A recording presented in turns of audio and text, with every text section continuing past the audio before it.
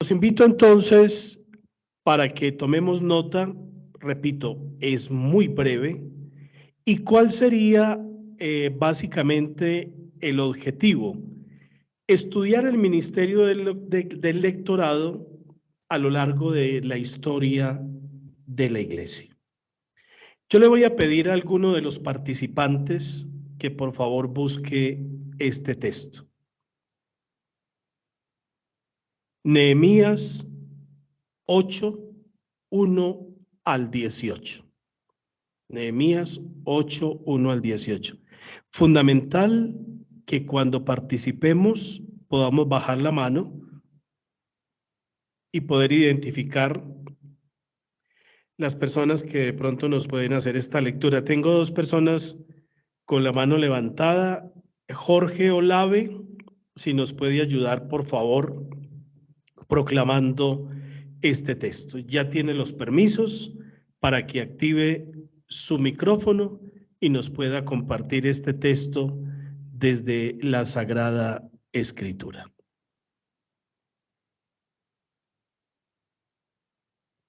Bueno, de pronto no lo tiene activo.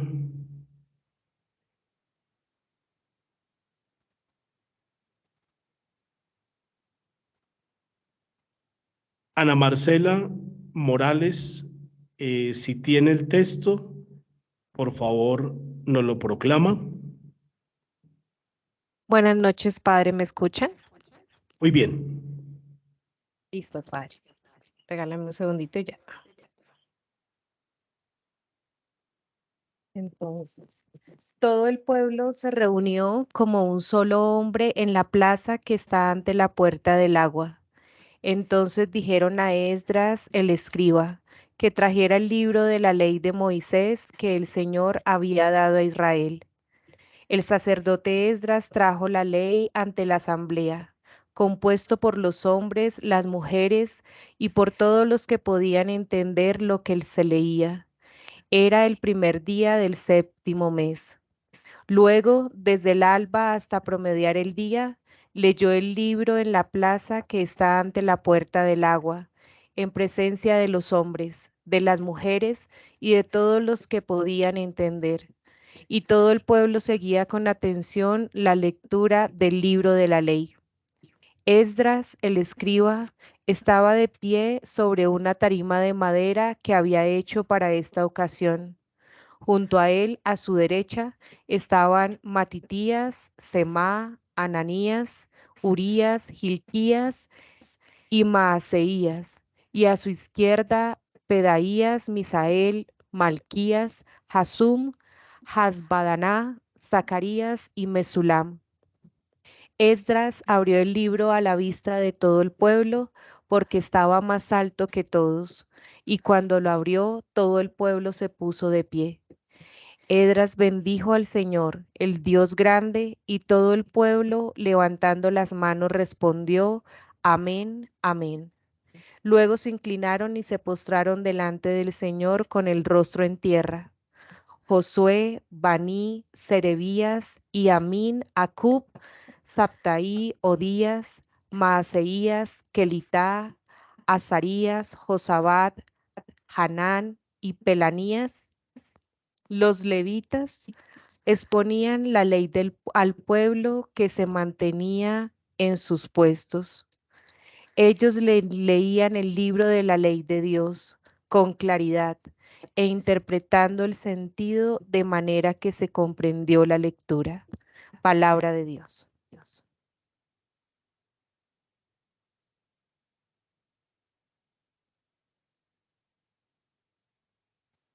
Muy bien, muchísimas gracias. Entonces, yo voy a plantear algunas preguntas sobre el texto y poco a poco las vamos a ir trabajando en el desarrollo de la clase. ¿Dónde está congregado el pueblo? Es una pregunta bien interesante. ¿Qué le encargan al sacerdote Esdras? Este texto y otro que les voy a sugerir es como para encontrar esas raíces desde el Antiguo Testamento sobre lo que nosotros hacemos y cuál es la actitud del pueblo cuando escucha. ¿Desde dónde hace la lectura y quiénes lo acompañan? Es un texto maravilloso para mirar nuestro ministerio. Por ejemplo, en el día de hoy, lo que significa un ambón. Eso lo vamos a trabajar abundantemente. ¿Qué posición corporal toma el pueblo y cómo responde? Nuestra asamblea está sentada, nosotros estamos de pie y tenemos una cantidad de herramientas para comunicar que a veces no solo es un micrófono, no, es mucho más. Es el rostro, es la actitud, es el vestido, es la ropa que nos ponemos, es nuestra actitud interior. ¿Qué le dicen Nehemías, Esdras y los levitas a todo el pueblo? ¿Y qué enseñanza nos puede dejar ese texto? Ahí se los dejo en el audio, en esta grabación, para que ustedes en el ejercicio de la reflexión que hacen cada vez que se encuentren, puedan proponerlo. Díganle, mire, estoy haciendo un curso de proclamadores de la palabra y me encontré con este texto para hacer una buena lección divina, que les voy a enseñar también esta herramienta para que la tengamos en cuenta cuando lleguemos a la formación bíblico-litúrgica. El sentido y el contenido del ministerio del lectorado se entiende cuando nos remontamos nosotros a los orígenes de la liturgia sinagogal, allá los primeros cristianos, pues hay muchos elementos muy interesantes que podemos resaltar. Muy importante entender en todo este recorrido lo que significa la sinagoga, ¿sí? Es el lugar del culto judío. El pueblo de Israel fue por muchos siglos un pueblo de tradiciones orales, las cuales eran palabra viva de Dios para ellos, y de ahí la fuerza de testimonio que tiene el famoso Shema Israel, que se encuentra en el Antiguo Testamento, y aquí lo podemos tener. Amarás al Señor tu Dios con todo tu corazón, con toda tu alma, con todas tus fuerzas. Amarás al prójimo como a ti mismo. El Shema Israel. Más tarde, los israelitas, después de vivir acontecimientos dolorosos como el destierro, pusieron por escrito sus tradiciones y se pasó de la tradición oral a la escrita, y uno puede decirlo con esta expresión: la palabra se hizo escritura. Muy interesante ese dato. Yo quisiera resaltar antes de Cristo, en el siglo IV, cómo surgió la experiencia de la sinagoga como el lugar de la asamblea comunitaria para la oración y el estudio de la Torá. ¿Qué pasa allí? A ver, yo quiero hacerme esa pregunta y que nosotros también nos la hagamos. Allí acude todo el pueblo. Vamos pensando también en lo que nosotros nos encontramos un fin de semana cuando vamos a la celebración. Para instruido en los caminos del Señor. Por eso escucha la palabra de Dios proclamada por un escriba o un israelita. ¿Quién tiene la tarea de hacer? Me voy a detener aquí. De la palabra escrita, una palabra viva que pueda ser escuchada y acogida por todo el pueblo como la palabra misma de Dios. Si no hay un buen lector, el trabajo no lo hace pararnos en un ambón ante un micrófono y un leccionario y leer de cualquier forma. Hay gente que no mira una comunidad, que no mira una asamblea, que no hace unos puntos, unos signos de puntuación. No. Yo me pregunto, la tarea mía es a esa palabra que abro darle vida. Y dirán ustedes, pero ¿para qué un curso tan largo? Es que yo sé leer. No, yo tengo que encontrarle el sentido a lo que hago. Dirán ustedes, yo llevo 10, 15 años de lector. Cuando uno dice, toda la vida lo hemos hecho igual, bienvenida la vejez. Bienvenido lo mismo, lo rutinario, lo reiterativo, esas parroquias donde nadie crece, todo es igual. No, las parroquias hay que darles vitalidad, hay que darles fuerza. Y si yo estoy en un ministerio, pues yo tengo que hacerlo vivo, pero yo no puedo leer de cualquier forma. El lector hace la palabra, perdón, el lector hace palabra la escritura y le devuelve el poder y la fuerza primitiva que es capaz de dar vida a la comunidad reunida. Y eso es lo que hace ese texto que nos acabaron de proclamar. Yo les voy a dar dos textos. A ver, escríbanlos porque aquí hice unas noticas para la clase de hoy y los tengan en cuenta. Nehemías 8, 1 al 18 y Esdras 3, 1 al 13. Dirá alguno, padre, despacio, que yo escribo muy despacio. Nehemías 8, 1 al 18 y Esdras 3, 1 al 13. Estas dos lecturas que nos permiten descubrir lo que fue la primera asamblea después del destierro y la proclamación de la ley delante de toda la asamblea, los signos, cómo hay que cuidarlo, la posición del cuerpo, todo esto nosotros tenemos que evangelizarlo y constituye un hecho fundamental que inicia en el Antiguo Testamento, allá, la reconstrucción de la comunidad. Por eso, la palabra proclamada y acogida por el pueblo es capaz de edificar una comunidad. Señora, ¿usted por qué lee la palabra? ¿Usted por qué proclama la palabra aquí en la parroquia del Espíritu Santo, de la Santísima Trinidad, aquí en el Caquetá, allá en el occidente de Colombia, en el Chocó? Tenemos alumnos en este curso de todas partes. ¿Por qué? Por esto, porque la palabra edifica, forma una comunidad. Jesús y la primitiva comunidad, cuando Jesús inicia su ministerio, San Lucas lo sitúa en una asamblea sinagogal.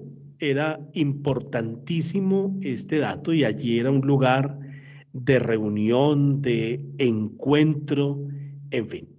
Yo quisiera en este momento 4 manos levantadas para que ustedes me ayuden haciendo este ejercicio. Muy sencillo, en la camarita, en el teléfono. Si no todavía no lo hemos encontrado, vamos a ir haciendo el ejercicio. Entonces, desde el máster, que me ayuden por favor. Dice que está María Elena Chacón. María Elena nos va a ayudar con el texto que tiene en pantalla. Marcos 1, 21, 22.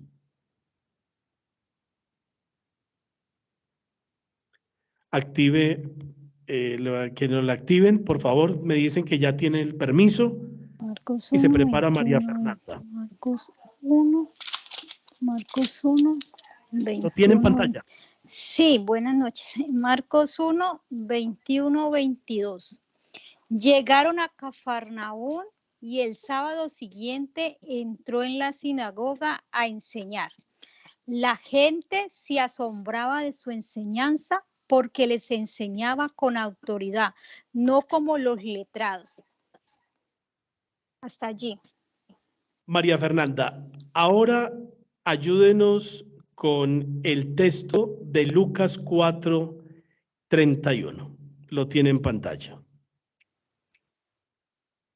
Y bajó a Cafarnaún, ciudad de Galilea, y los sábados les enseñaba. Palabra del Señor. Bien, vamos ahorita con Nubia Matute. A ver, Nubia nos va a ayudar con el texto de Mateo 4:23.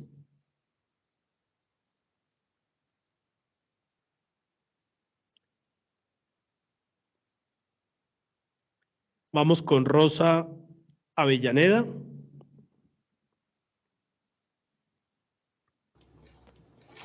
Mateo 4:23. Jesús recorría toda Galilea, enseñando en sus sinagogas y proclamando el evangelio del reino, cuando toda enfermedad y toda dolencia del pueblo. Curando toda enfermedad y toda dolencia del pueblo. Bien, vamos a pedirle a Sandra Patricia que nos ayude con el texto de Juan 6:59.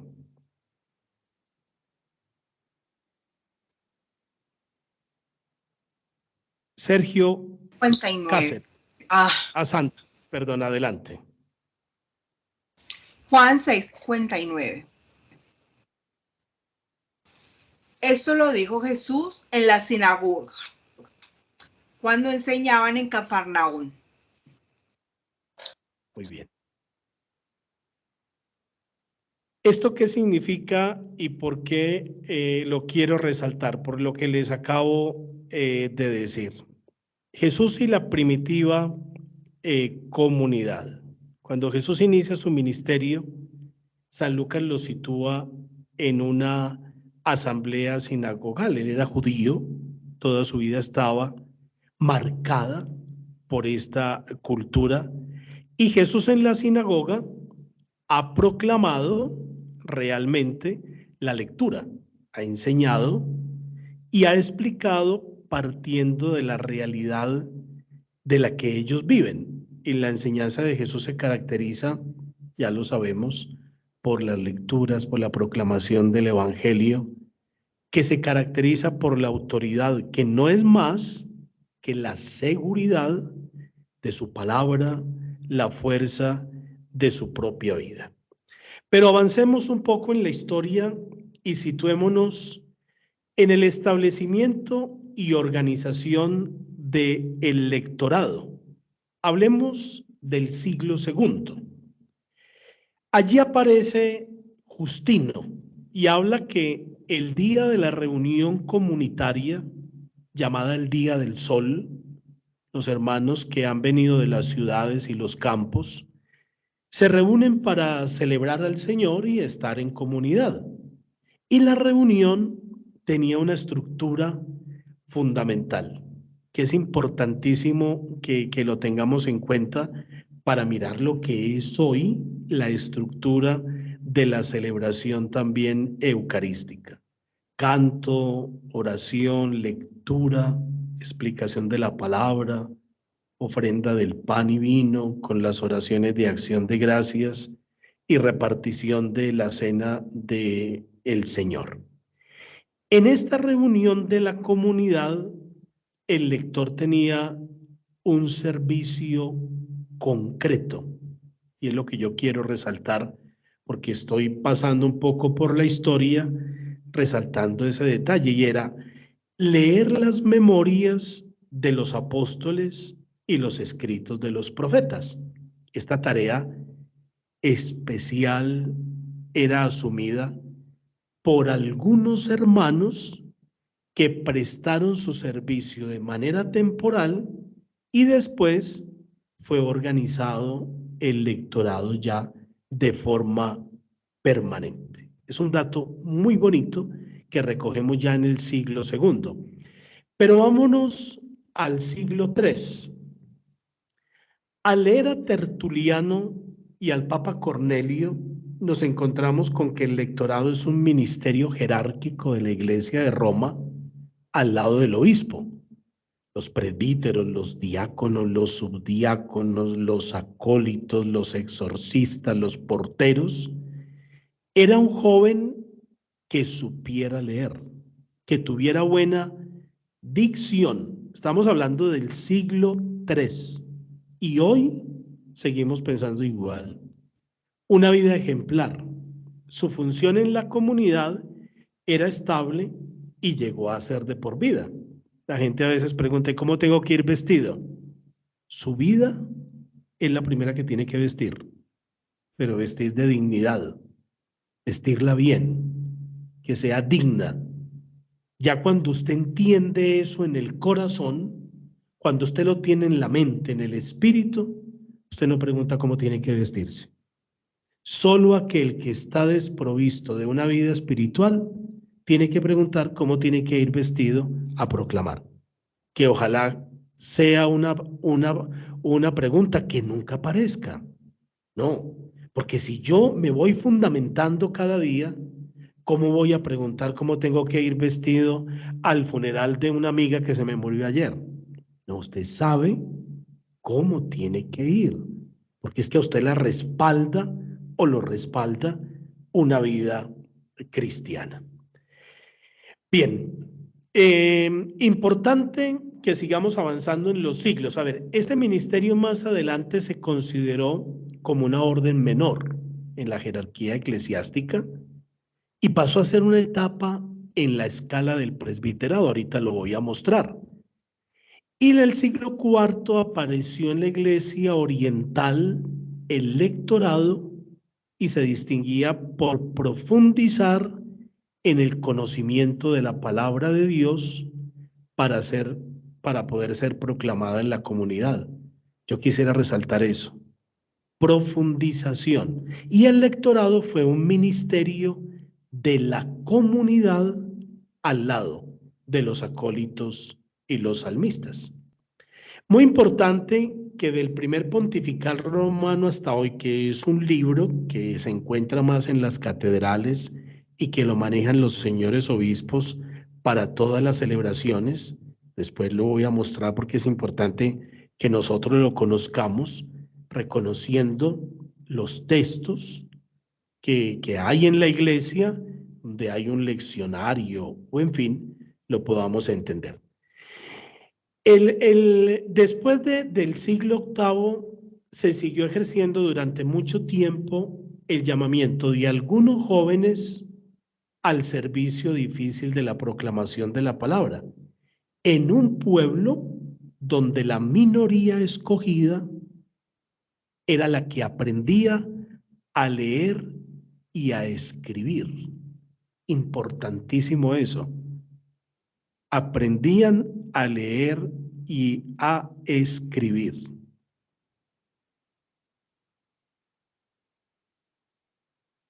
Nosotros tenemos este registro en la historia de la iglesia. A ver, importantísimo reconocer que hay unas órdenes que eran menores. Un tonsurado, un hostiariado, un lectorado, un acolitado, un exorcistado. Eran unos ministerios. Hoy, después del Concilio Vaticano II, ya los ministerios de nosotros son mucho más concretos. Tenemos unos ministerios que son instituidos, un lector, un acólito, y otros que son reconocidos dentro de la comunidad parroquial. En los Estados Unidos, por ejemplo, que tenemos ahorita los alumnos en Michigan, allí es muy claro el ujier, que es el que recibe, que es el que está como en la recepción de la celebración, el que acomoda, etc. Esto está en la historia de la iglesia. Digámoslo rápidamente, ¿qué era el tonsurado? Era un rito sagrado instituido por la iglesia, por el cual un cristiano bautizado y confirmado es recibido en el orden clerical mediante el recorte de su pelo. Un poco la imagen que ustedes están viendo aquí. El hostiariado confiere el cargo de abrir y cerrar la iglesia, guardar los vasos, ornamentos sagrados, etc. El lector, el lectorado, tiene como una función leer los libros sagrados, sobre todo en el oficio de maitines. Esto en el momento lo hacen, sino los monjes, las monjas de clausura. Enseñar el catecismo.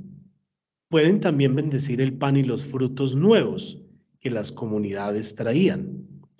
El acólito participa de modo mucho más cercano en la Santa Misa, que es la finalidad principal del sacramento del orden, sirviendo a los ministros sagrados el vino y el agua en el altar.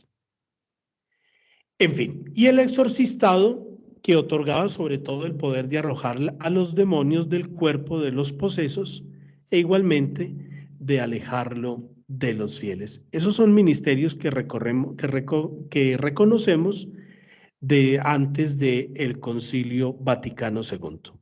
Cuando se abre el Concilio Vaticano II, que lo vivimos entre el año 1962 y 1965, el Papa Pablo VI, por petición de muchos obispos, pidió revisar esas órdenes menores, esas que acabo de decir. Y el resultado de esta revisión quedó plasmada en una carta que vale la pena que en esa formación permanente de los lectores ustedes la puedan leer y la encuentran en la página del Vaticano. Pueden meterse a su buscador en su dispositivo electrónico y buscar la Ministeria Quaedam, que es del 15 de agosto de 1972. ¿Qué se suprime? La tonsura, que es la que acabo de mostrarles. Las llamadas órdenes menores pasan a llamarse ministerios.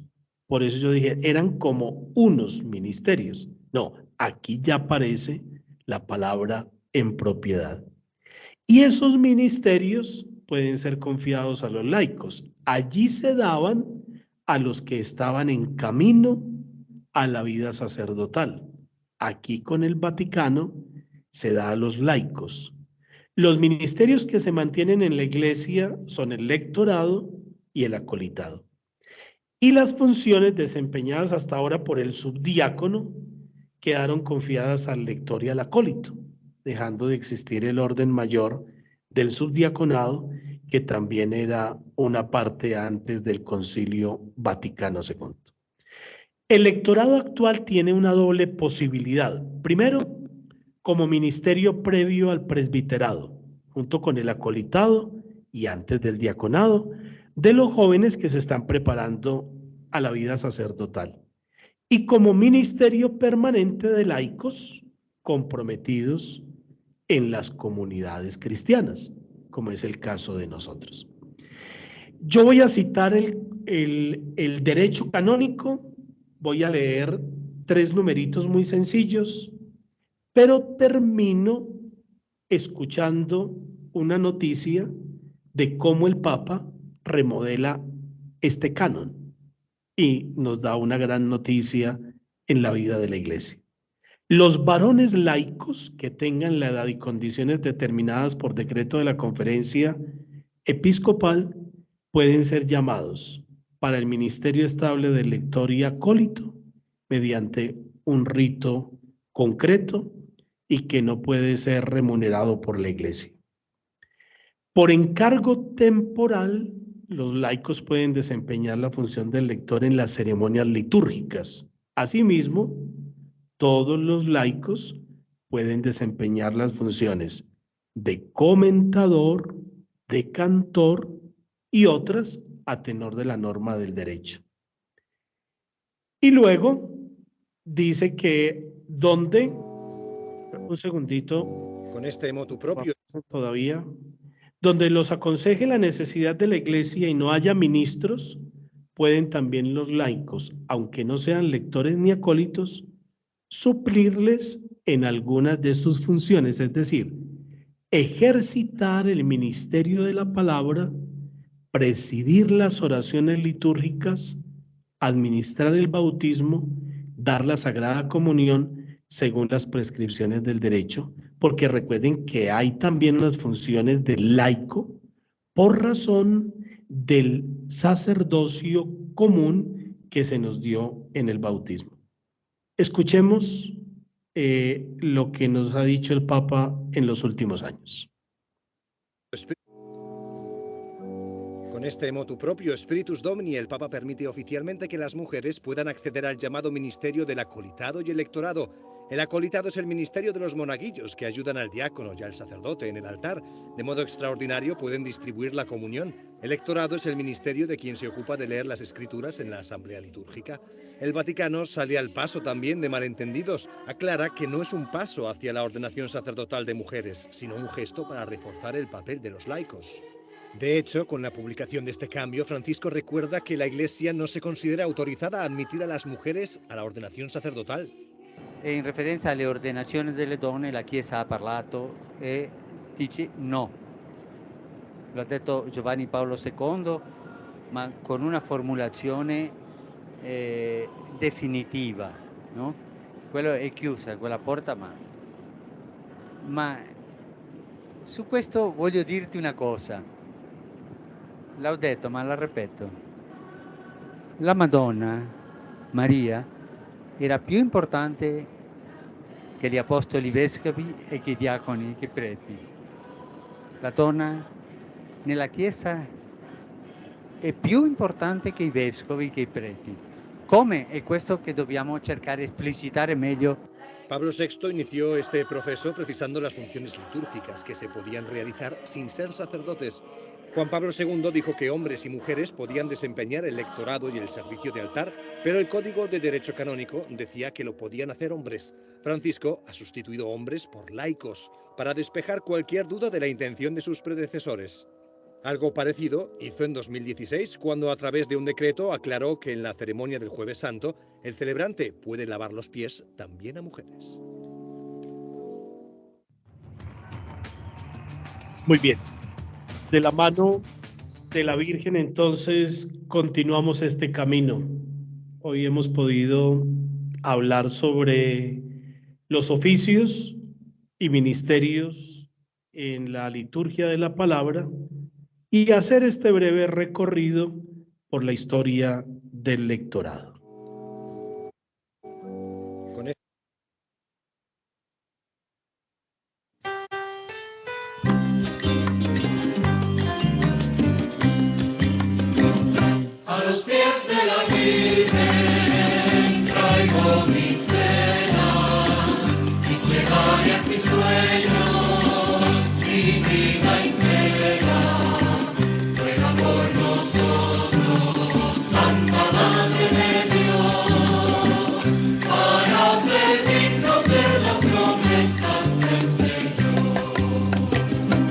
Dios te salve, Reina y Madre de misericordia, vida, dulzura y esperanza nuestra. Dios te salve, a ti clamamos, los desterrados, hijos de Eva, a ti suspiramos, gimiendo y llorando en este valle de lágrimas. A los pies de la Virgen traigo mis plegarias, mis sueños, mi vida entera. Ruega por nosotros, Santa Madre de Dios, para ser dignos de las promesas del Señor. Ea pues, Señora abogada nuestra, vuelve a nosotros tus ojos misericordiosos. Dios te salve, y después de este destierro, muéstranos tú el fruto de tu vientre, Jesús. A los pies de la